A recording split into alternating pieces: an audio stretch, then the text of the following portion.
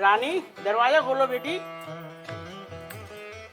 अरे बाबा आप इतनी सुबह सुबह कैसे? ना कोई फोन और ना कोई सूचना। अब तेरे पास आने के लिए फोन करना पड़ेगा मुझे। मैंने तुझे महलों में भेजा था, तू यहाँ कैसे रह रही है? अरे छोड़ो पापा ये सब, आप अंदर आओ बैठो।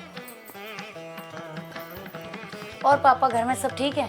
बेटी पहले तेरी माँ दुनिया छोड़ के चली गई और जब से तेरी शादी की है घर की रौनक ही चली गई। पर पापा घर में भैया भाभी भी तो हैं। बेटी मैं बहुत भाग्यशाली हूँ, जैसे तू अच्छी है तेरी भाभी भी बहुत अच्छी है, लेकिन बेटा इतना खराब है कि वो जब देखो तब शराब में पड़ा रहता है। मैं तो उससे कुछ कहता भी नहीं। ये पापा आप बहुत अच्छा करते, मुझे भी भाभी की बहुत याद आती है।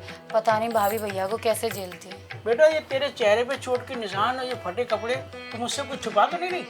अरे नहीं पापा मैं कुछ नहीं छिपा रही, वो तो मैं किचन में सफाई कर रही थी, सफाई करते करते गिर गई इसलिए चोट लग गई।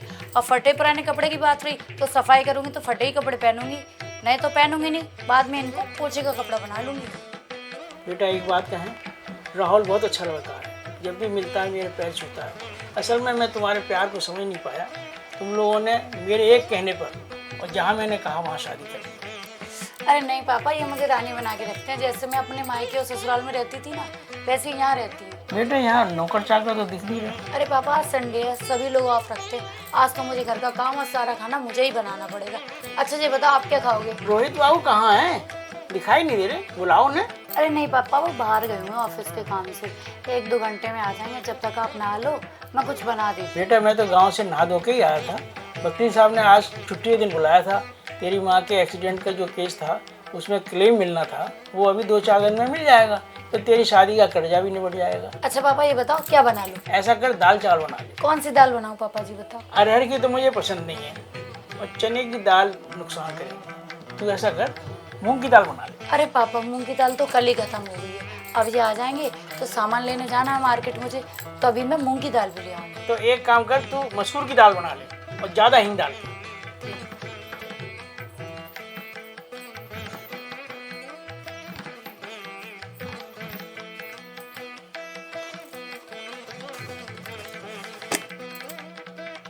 पापा मसूर की दाल में तो कीड़े पड़ गए हैं, कुछ और बना लूं क्या? मुझे भी वकील साहब के यहाँ जाना है, अब तू खाना छोड़ और चाय बना ले। अरे पापा चाय हमारे यहाँ कोई पीता ही नहीं है, अगर पता होता आप आने वाले तो मैं चाय की पत्ती मंगा लेती। अरे तू लस्सी बना ले। लस्सी दही नहीं जमाया पापा। अच्छा तो ऐसा कर शिकंजी बना ले। शिकंजी? पापा आप भी सुबह सुबह कौन शिकंजी पीता है? अरे तो फिर मैं चलता हूँ, क्योंकि वकील साहब के यहाँ देर हो जाएगी, मेरा तो आना ही बेकार हो जाएगा। अच्छा ये तो बताओ कितने बजे तक आओगे? 12 बजे तक तो आ ही जाऊंगा, जो चाहे सो कर। अच्छा क्या बना लूं खाने में? जो तेरी मर्जी हो बना ली। अबे कौन है भाई? और कहाँ किससे मिलना है? मुझे थैले में का दारू लाया होगा? आप कौन? अरे ज्यादा दिमाग चला रहा, रोहित के लिए दारू लाया होगा? मतलब कहना क्या चाहते हो? अरे वो हमारा पड़ोसी, जैसे पड़ोसी कहने में शर्म आती है, गांव में इतनी बड़ी हवेली है, साला यहाँ बीवी की कमाई पे ऐश करता है। आप बात किसकी कर रहे हो? ज्यादा भूला मत बन, पहले तू बता कौन है और यहाँ क्यों आया है? यहाँ मेरी बेटी रानी और मेरे दामाद रोहित रहते हैं। ओ तो आप रोहित के ससुर हो। चलो तो बाबूजी अंदर आके बातचीत करते हैं। आप क्या कहना चाह रहे हो अब बताओ। यहाँ शादी करके आपने अपनी बेटी का जीवन नर्क कर दिया है। वो कैसे? मैं समझ नहीं पाया। आपने क्या देख के रोज जैसे नीच को अपना दामाद बनाया है? इसका खानदान तो पूरे गांव में सबसे अमीर है, पूरी बात बताओ, आप कहना क्या चाहते हो? तो सुनो, रोहित के ना गांव में कई लड़कियों के साथ चक्कर थे और दिन भर अंदर दारू पी के घूमता रहता था।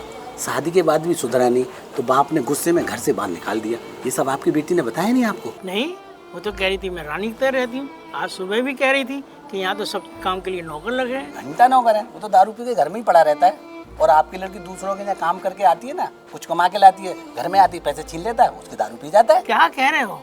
मुझे तो विश्वास ही नहीं हो रहा। अरे आपकी बेटी है ना हमारी बीबी की सहेली भी है और वो हमारे यहाँ काम भी करती है। उसका पति उसे इतना मारता कूटता है, आपने उसके चेहरे पे निशान तो देखे होंगे ना? अच्छा, आज जो निशान मैंने सुबह देखे थे वो क्या पिटाई के थे? और नहीं तो क्या। तो उसने सुबह मुझसे झूठ क्यों बोला? अरे आपकी बेटी तो बहुत सीधी है, एक बार तो मैंने रोहित के लिए पुलिस बुला ली थी, लेकिन आपकी बेटी ने मना कर दिया मुझसे। और उसके घर पे तो खाने तक के लिए कुछ नहीं है। आप मेरे घर पे चलो, उस रोहित के बारे में तो मेरी बीवी बताएगी उसकी सारी करतूत। अब मैं आपके घर जाके क्या करूँगा?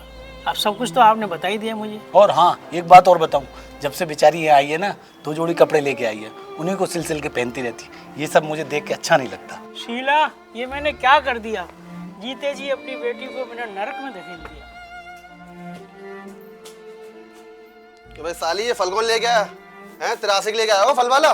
मेरे पापा लाए हैं। पापा वो भूखा नंगा कब आ गया है? कब कुछ लेके आया क्या?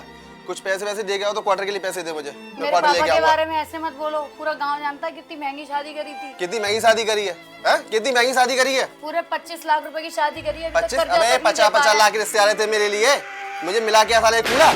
ये कूड़ा सरकार जो हाथ उठाया, अब अगर मेरी बेटी पे हाथ उठाया तो मुझसे बड़ा कोई नहीं होगा। वो तो मुझसे ही बहुत बड़ी गलती होगी। मैंने तुम्हें बड़ा आदमी समझा। बड़ा आदमी कोई जायदाद से पैसे से नहीं होता है। बड़े आदमी के अंदर दिल होना चाहिए, इंसानियत होनी चाहिए, व्यक्तित्व होता है उसका, तब बड़ा आदमी माना जाता। तुम तो कुछ भी नहीं हो, बहुत बुरे आदमी। पापा रहने दो, बात मत बढ़ाओ। रानी बेटा, मुझे माफ़ करना, मैं तुझे अच्छा भर नहीं दे पाया। तेरे लिए तो ये अफसार बन गया, लेकिन चिंता मत कर, मैं ही इसे ठीक करूंगा, मैं ही तुझे इस नर्क से बाहर निकालूंगा। ज्यादा है तो ले जाओ उस लड़की को अपनी को, पर मुझे कुछ पैसे दे जाओ। पैसे एक कौड़ी नहीं दूंगा। अपनी बेटी को तो मैं ले ही जा रहा हूँ अपने साथ इस नरक से। रहने दो पापा। चुप हो जा बेटी, तेरी माँ होती तो ये शादी कभी नहीं होती। मैं इस लड़के से शादी होने नहीं देता। तू इतनी परेशान रही, मैं तो सोच रहा था कि ये अमीर खानदान का लड़का है, ठीक रहेगा, लेकिन तूने तो अपनी परेशानी कहीं मुझे बताई तक नहीं। पापा मैं तो आपकी खातिर चुप रही थी, इसलिए इस शादी को निभाने की कोशिश कर रही थी, लेकिन मैंने तो किसी को कुछ भी नहीं बताया। आपको कैसे पता चली? अरे वो तो रामलाल थे, उन्होंने बताया मुझे, वरना मुझे तो पता नहीं चलता। पापा जो मेरे भाग्य में होगा मैं ऐसे ही अपना जीवन काट लूंगी। नहीं, अब तुझे कोई कष्ट नहीं देखना।